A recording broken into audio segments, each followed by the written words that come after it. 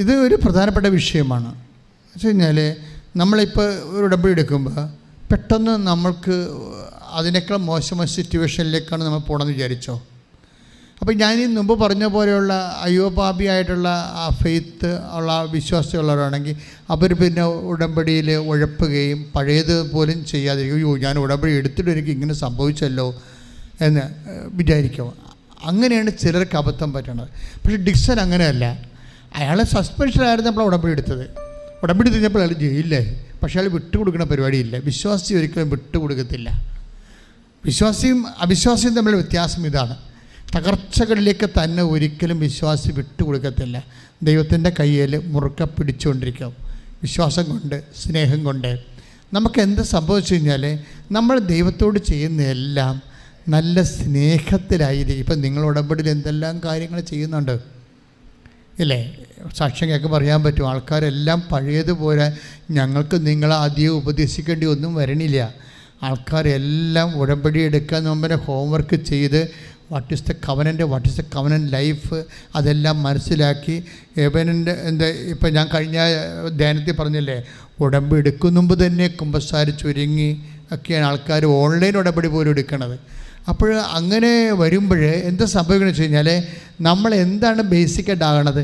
നമ്മൾ ദൈവത്തിൻ്റെ സ്നേഹത്തിലേക്ക് അടുക്കുക മാത്രമല്ല, ഒട്ടാനുള്ളൊരു സാധ്യതയുണ്ട്. സ്നേഹത്തിലേക്ക് അടുത്ത് വരാൻ പറ്റും. പക്ഷേ ദൈവത്തോടാണ് നീ അടുക്കണമെങ്കിൽ ഒട്ടാനുള്ള സാധ്യതയുണ്ട്. ബൈബിൾ എപ്പോഴും അങ്ങനെ ഒരു ഇൻറ്റിമസി, കോൾ ടു ഇൻറ്റിമസിയാണ്. അത് എപ്പോഴും ഇപ്പോൾ പരിശുദ്ധ കുർബാന സ്ഥാപിക്കുമ്പോഴും എൻ്റെ മനസ്സിൽ അതിൻ്റെ അകത്തുള്ളൊരു ഒരു മനസ്സുണ്ട് ദൈവത്തിന്. എന്താണ്? ദൈവത്തോട് ഒട്ടാനും ഐക്യപ്പെടാനും. പരിശുദ്ധ കുർബാനയ്ക്ക് തന്നെ നമ്മൾ എന്താ വിളിക്കണത്? കമ്മ്യൂണിയൻ എന്നല്ല വിളിക്കണത്. എന്ന് വെച്ച് കഴിഞ്ഞാൽ വിത്തെന്ന അർത്ഥമല്ലേ, കും. അതായത് അത് ലാറ്റിൻ പ്രത്യയമാണ് കും എന്നുവെച്ചാൽ വിത്ത് എന്നർത്ഥം. അപ്പോൾ ദൈവത്തിൻ്റെ കൂടെ ആയിരിക്കണം, അബൈഡിങ്, കൂടെ വസിക്കാൻ. ഇപ്പോൾ ഉടമ്പടിയുടെ ഏറ്റവും വലിയ അനുഗ്രഹം, ഇപ്പം നിങ്ങൾ ഉടമ്പടി എടുക്കുന്നത് വസ്തുനിഷ്ഠമായിട്ടുള്ള കുറച്ച് വിജയങ്ങൾക്കോ സൗഖ്യങ്ങൾക്കോ ആണ്. പക്ഷേ ദൈവം ഉടമ്പടി വെച്ചിരിക്കുന്നതിൻ്റെ ഉദ്ദേശം അത് മാത്രം. അത് ഇഫക്റ്റാണ്. നിങ്ങൾ പരീക്ഷ ജയിക്കുന്നു, അല്ലെങ്കിൽ ജോലിക്ക് പ്രൊമോഷൻ കിട്ടുന്നു, അല്ലെങ്കിൽ കേസ് ജയിക്കുന്നു, അതൊക്കെ ഇഫക്റ്റാണ്. ഇതിൻ്റെ ശരിക്കും പറഞ്ഞാൽ അതിൻ്റെ കോസ് അതല്ല. കോസ് എന്ന് പറഞ്ഞാൽ ദൈവികമായ അൾട്ടിമേറ്റ് ദൈവത്തിൻ്റെ ഉദ്ദേശം ദൈവസ്നേഹത്തോട് നിങ്ങൾ അബൈഡ് ചെയ്യുക എന്നുള്ളതാണ്. അതിൻ്റെ ഇതാണ് കുറിഞ്ഞെന്ന് പറയണത്. ഞാൻ ഇടയ്ക്ക് പറയാറുണ്ട്, കവനൻ്റെ കുറിഞ്ഞെന്ന് പറയും. ഇപ്പോൾ കതിനയ്ക്ക് ഒരു കുറിഞ്ഞുണ്ടല്ലേ, നമ്മൾ തീ എല്ലായിടത്തും തീ കത്തിച്ചാൽ കതിനെ പൊട്ടത്തില്ല. അതിൻ്റെ മരുന്നിരിക്കുന്ന സ്ഥലത്ത് കൊണ്ട് തീ വെച്ച് കൊടുക്കണം. ഉടമ്പടിയുടെ മരുന്നിരിക്കുന്നത് ദൈവസ്നേഹത്തിലാണ്. അപ്പോൾ നിങ്ങൾ എന്ത് ചെയ്താൽ, പത്രം കൊടുത്താലും ശരി, രോഗികളെ കാണാൻ പോയാലും ശരി, വസ്ത്രം കൊടുത്താലും ശരി, നിങ്ങൾ പറയണം, കർത്താവേ, നിന്നോട് സ്നേഹത്തിൽ ഒട്ടാനാണ് ഞാനിതൊക്കെ ചെയ്യണത്. ഒന്ന് പറഞ്ഞേ, കർത്താവേ, ഞാൻ ഉടമ്പടിയുടെ കാര്യങ്ങളെല്ലാം പ്രയോഗതലത്തില് നിർവഹിക്കുന്നത് സാങ്കേതികമായ നിബന്ധന നിറവേറ്റൽ അല്ല കർത്താവേ, മറിച്ച് അങ്ങയോടുള്ള സ്നേഹത്തിൽ എന്റെ ജന്മത്തെ ഒട്ടിക്കാൻ ഞാൻ ആഗ്രഹിക്കുന്നു. കർത്താവേ, അങ്ങയുടെ വാഗ്ദാനങ്ങളിലെ ഏറ്റവും വലുതാണല്ലോ നിങ്ങൾ എന്നിൽ വസിക്കുവേൻ, ഞാൻ നിങ്ങളിലും വസിക്കാം. നിങ്ങൾ എന്നിൽ വസിച്ചു കഴിയുമ്പോൾ 15:7 അനുസരിച്ചുകൊണ്ട് നിങ്ങൾക്ക് ഇഷ്ടമുള്ള ചോദിക്കാം, നിങ്ങൾക്ക് ലഭിക്കുമെന്ന് അങ്ങ് വാഗ്ദാനം ചെയ്തത് പാലിക്കപ്പെടുവാൻ അങ്ങേ സ്നേഹത്തിൽ ഒട്ടിക്കണമേ.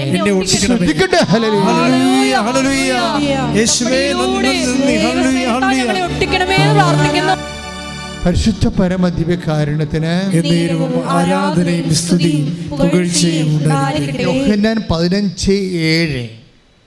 യോഹന്നാൻ 15:7 നിങ്ങൾ എന്നിൽ വസിക്കുകയും പറഞ്ഞ് നിങ്ങൾ എന്നിൽ വസിക്കുകയും നിങ്ങൾ എന്നിൽ വസിക്കുകയും എന്റെ വാക്കുകൾ നിങ്ങളിൽ നിലനിൽക്കുകയും ചെയ്യുന്നെങ്കിൽ ഇഷ്ടമുള്ളത് ചോദിച്ചുകൊള്ളുക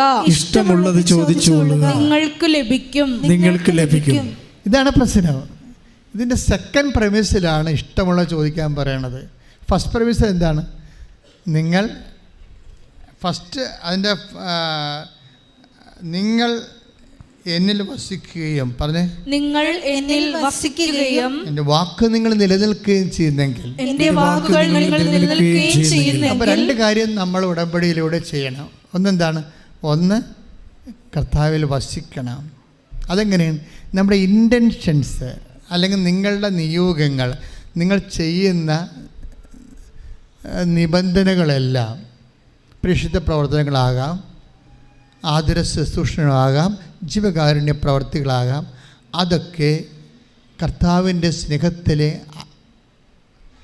അതിൻ്റെ പേരിലാണ് നിയോഗം വെക്കേണ്ടത്. മനസ്സിലായോ? നിങ്ങളുടെ കാര്യം നിറവേറാനല്ല നിയോഗം വെക്കേണ്ടത്. ഞാൻ ഇടയ്ക്ക് കളിയാക്കി പറയുന്നത്, നിങ്ങൾ കുറച്ച് രോഗികളൊക്കെ കണ്ടിച്ച് ഓടി വന്ന് കമ്പ്യൂട്ടർ നോക്കും, ഓഫർ ലെറ്റർ വന്നാന്ന്. ദാറ്റ് മീൻസ് നിങ്ങൾ നിയോഗം വെച്ചിരിക്കേണ്ടത് ഓഫർ ലെറ്ററിനാണ്. That is wrong. പിന്നീട് അത് റോസ്.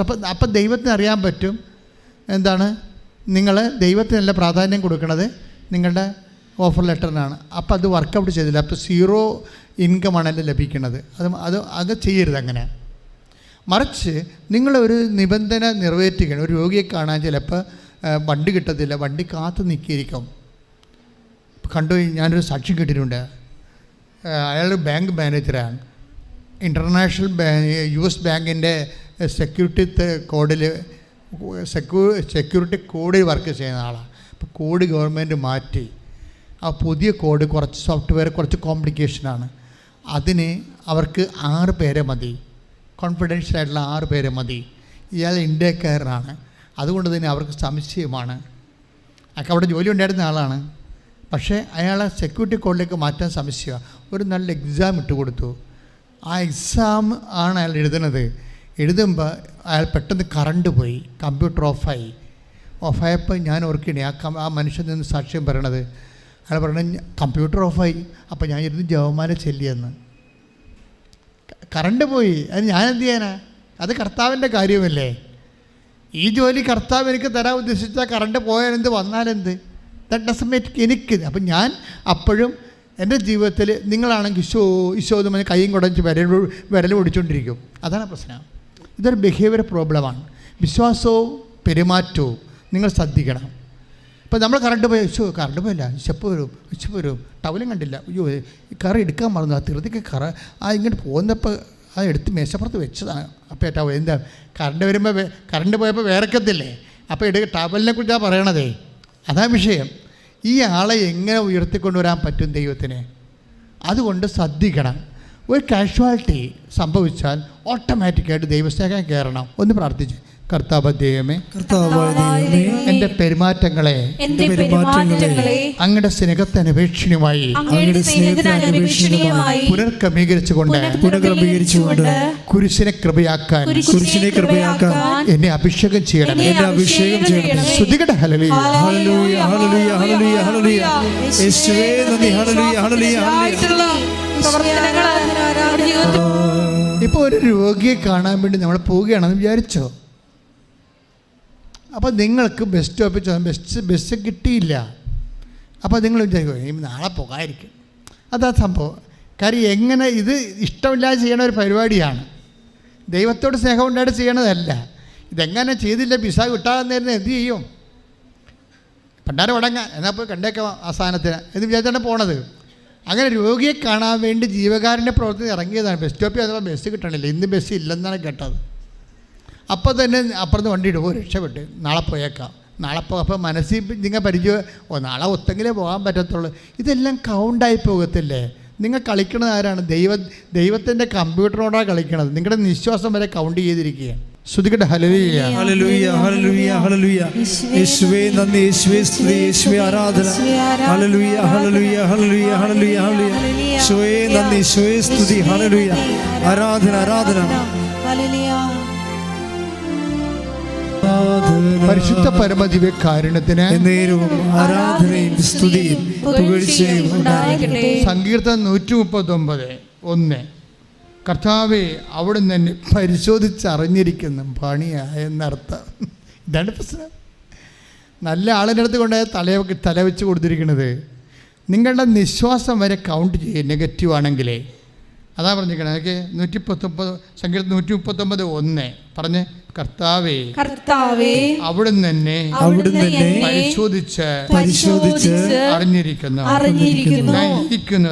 ഞാൻ എഴുന്നേൽക്കുന്നതും അവിടുന്ന് അറിയുന്നു. എന്റെ വിചാരങ്ങൾ അവിടുന്ന് അകലെ നിന്ന് മനസ്സിലാക്കുന്നു.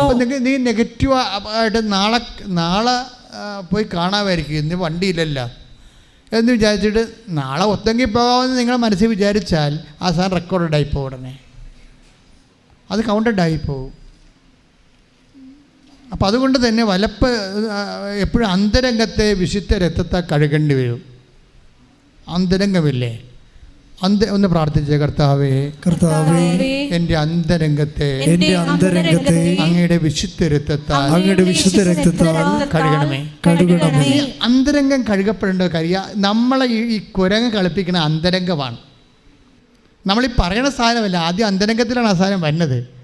അതുകൊണ്ട് അന്തരംഗത്തിൽ മരുന്ന് ഔഷധം എന്ന് പറയുന്നത് കർത്താവിൻ്റെ വിശുദ്ധമായ രക്തം മാത്രമേ ഉള്ളൂ. അതാണ് 1 Yohannan 1:7. Take the bed of God. 1 Yohannan 1:7. ശ്രദ്ധിക്കട്ടെ. ഹല്ലേലൂയ ഹല്ലേലൂയ ഹല്ലേലൂയ ഹല്ലേലൂയ. യേശുവേ നന്ദി, യേശുവേ സ്തുതി. ഹല്ലേലൂയ ഹല്ലേലൂയ ഹല്ലേലൂയ ഹല്ലേലൂയ ഹല്ലേലൂയ ഹല്ലേലൂയ ഹല്ലേലൂയ. യേശുവേ നന്ദി.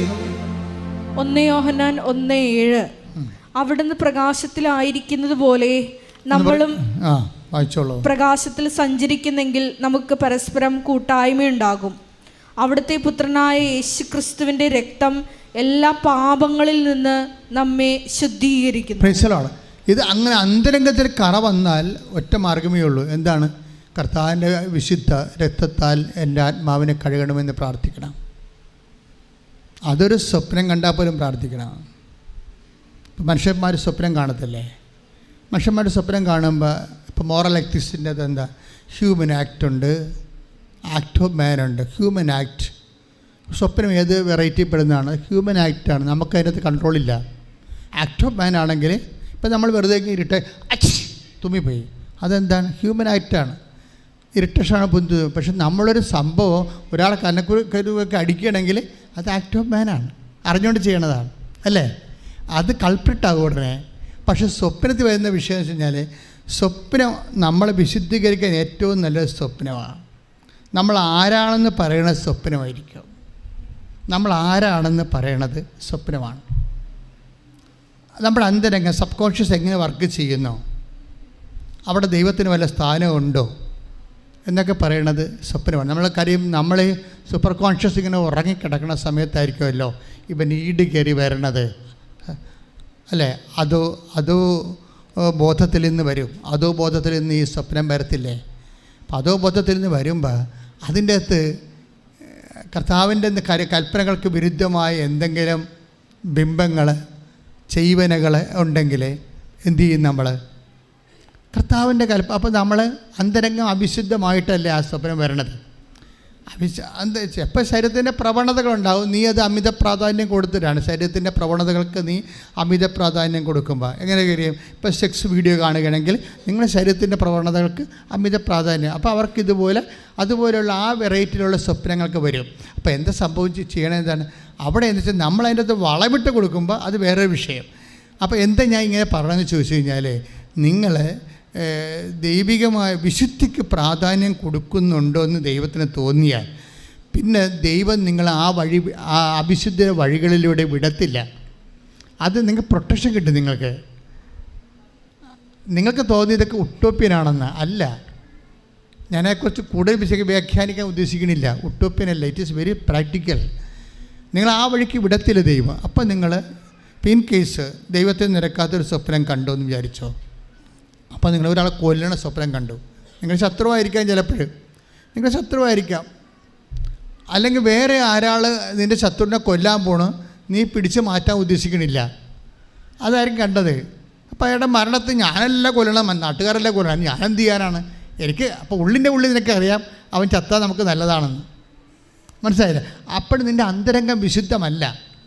ഈ വിശുദ്ധമല്ലാത്ത അന്തരംഗത്തിൽ ദൈവത്തിന് വസിക്കുന്നതിന് പരിമിതികളുണ്ട്. അപ്പം നീ എന്താ ചെയ്യേണ്ടത്? എൻ്റെ അന്തരംഗത്തെ വിശുദ്ധീകരിക്കണേ, പ്രാർത്ഥിക്കണം. എങ്ങനെ പ്രാർത്ഥിക്കും?